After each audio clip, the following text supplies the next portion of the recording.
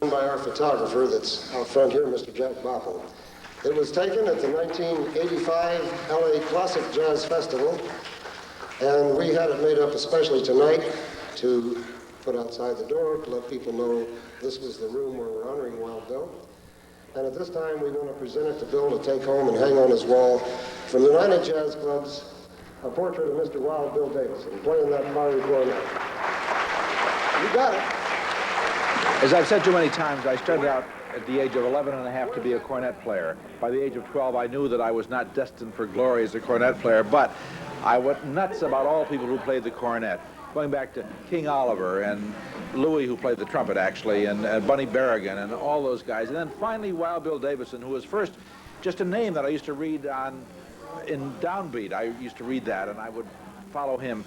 And then I heard his records, and finally I've been able to hear him himself. And New Yorker once described Wild Bill as having a damn the torpedoes style, and I think it's a wonderful description of the way he plays. I mean, I always think of him as giving an audition for a club manager, but he doesn't really care. He just wants to prove to the guy that he can play well, but he doesn't give a damn whether he gets the job or not. He sits up there, and he's the only cornet player I know who can chew gum at the same time. I don't know how he does it, but he manages to be very contemporary as well as very traditional. He's really a link with all of my past and all of our past, which is why there's such an affection around this place tonight. In appreciation to William E. Wild Bill Davison for the contribution you have made to the enrichment of world musical life and for your activities in furthering the presentation of live music. And it's signed Bernie Fleischer, President, Vince DeBerry, Vice President, Serena K. Williams, Secretary, and Bill Douglas, Treasurer. And we present this to you with our love and our appreciation.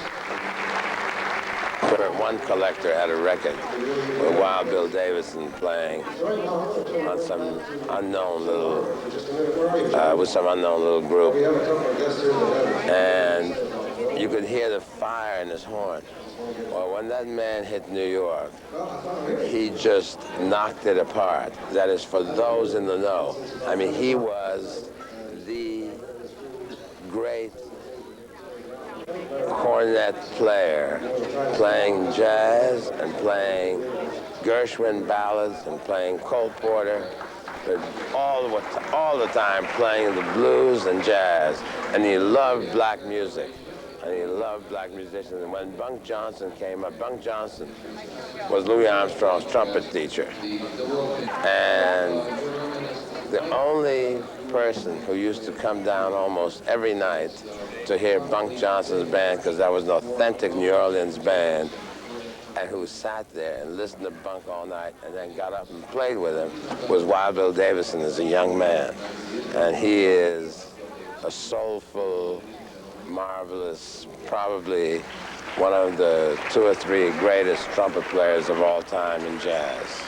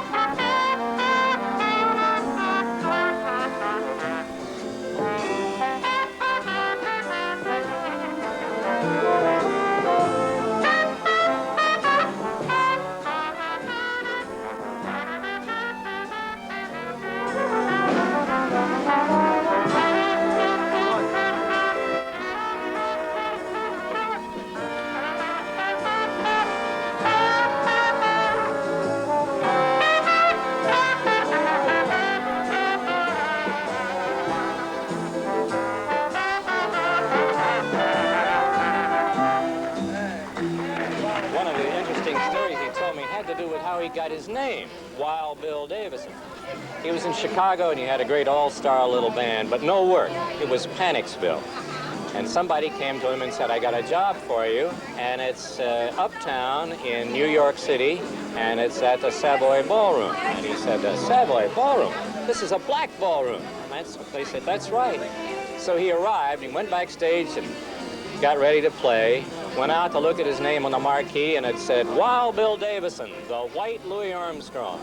And he said, I nearly put on my coat and picked up my horn and left. He said, I'm not going to get away with this. He turned out he was a big hit, smash hit, in Harlem as he's been everywhere else, and he's never been able to get away from that name. She flew all the way in from Tokyo. We have a young lady here that's known as the Sophie Tucker of Japan, the one and only Miss Dolly Baker. He did a concert in Tucker Hall, St. Paul's University in Tokyo, and I was singing with him. Hank Jones was on the concert too, and I scattered with Bill, and Bill hadn't scattered in 50 years, he said. And we took off, and he never came down. And I, you know, being that he is Wild Bill Davison, I'm not going to cut in and say, well, we're going to end it now, you know. So I kept going back to the ending, and he didn't pick it up, and he kept going. So after we finished, oh God, the energy that this man puts out. And I'm only a young kid, you know, 60-something. So he just kept going, and it was marvelous. And then after we get backstage, and he says, "Man, we got to cut that chorus down. You know, it's a little too long." And I'm like, "Bill, you know, it's up to you, baby." So Bill is loved by the Japanese people. He is he's a legend here, I know, and all over the world. But it's sort of, when people come to see Bill in Tokyo, I'll tell you something, it's like sitting in church. Grab your hat, coat, shoes, umbrella, everything. Leave your worries on my doorstep. Just direct your feet to the sunny side of the street. Can't you hear that bitter pipe? That happy tune is your step. Life is so sweet on the sunny side of the street. I used to walk in the shade with my blues on parade. But I'm not afraid. This brother was never, if I never had a cent. I'd be as rich as Wild Bill Davison. Go back that mommy on the sunny side of the street. Shabba what is that? Do ba ba ba, do ba doobie doobie doo ba da da. Ba ba doo ba doo ba ba. Ba doobie doobie doo ba doo. The doo ba doo doo shoo ba ba ba. Shabba doobie doobie doo ba da da. Doo ba doo da doo dee da. Dee dee doo ba da doo da. I did da ba doo dee ba. Ba ba da doo dee doo da da da. Ba da ba ba ba ba. Dee dee doo ba ba doo ba dee ba doo dee da ba da. Shabba ba doo da doo dee da. Doo dee da ba doo doo doo da da doo. Doo ba doo da da da. He told me to keep singing. Okay. Shoes, yeah, yeah. I leave those worries on my doorstep. Just direct your feet to the side of the street that's sunny. Can't you hear that beat of mine? And the tune is your step. Life is so sweet on the sunny side of the street. I used to walk in the shade with my blues on my head. But I'm not afraid. I'm going over the sky. 'Cause brother, never had a friend. I'd be asking chance from fella. Oh, does that not be on the sunny side? On the sunny side. On the sunny side of the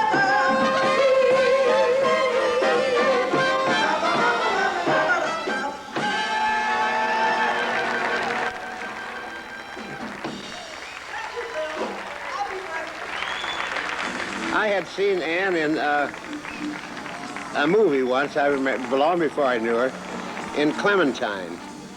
She was actually a girlfriend of, what was the star in that picture? Henry Fonda. Henry Fonda. And he went outside, was going to shoot somebody, and I said, Jesus, he's a fool. With a girl like that, he's going to go out and kill himself. Anyway, but it was a long time ago. And we met that night, first night in Condon, and her boyfriend sensed something between us, and he wouldn't even go to the men's room. So I could get her address, you know, so. He didn't get it, incidentally. I didn't get it until No. weeks later. I saw one of her girlfriends on the street, and I said, whatever happened to that girl? And she told me the phone number, and I called her in the middle of the night. And when she came back to New York, we have been together ever since. He was in love with a Miss Detroit in Detroit. Then he went on to Chicago, and he fell in love with another girl. And I said, my God, how many women have you had in your life? And he said, oh, around 2,000. And I said, 2,000? And he said, oh, but that was just in Chicago. Everybody knows him as old folks. Like the season, he comes and he goes. Just as free as a bird, just as good as his word. That's why we all love him so. Always leaving his spoon in his coffee. Tucks his napkin up under his chin. And that old corn cob pipe is so mellow it's right. But you needn't be ashamed of him. Well, I was brought up in Detroit, and I first heard Wild Bill Davison when I was about 9 years old. My brother, being 4 years older than I, was already into jazz. He was a record collector. He would play records for me one after another, trying to get me to listen to Turk Murphy or different people like that. And one day he played a Wild Bill Davison record, and I said, play that again. I like that. And I got hooked on Wild Bill Davison right then at age 9. And I couldn't get enough of him. And I listened to every record that I could possibly get my hands on by Wild Bill. And as time went on and I continued to play jazz and grow up and learn, I met Wild Bill. And I happened to have my own band in Detroit. You know, I was playing a nightclub in Detroit. The club owner knew my love for Wild Bill Davison. And Wild Bill happened to be playing at another club in Detroit at the same time. I believe we were playing Royal Garden Blues, I believe. And all at once from behind the bandstand, a searing cornet almost took my head off my shoulders, and I said, I can only be one guy. And I turned around, and there was Wild Bill Davison, and we've been strong friends ever since. He's my adopted father. What a lonesome old town this will be. Children's voices at play will be still for a day. The day they take old folks away.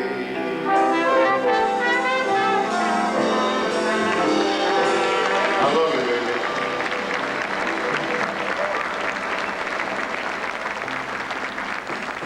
It's a great honor for me to be here, particularly on this night, because it's your birthday and it's not mine yet. Oh, yeah, oh, I hope.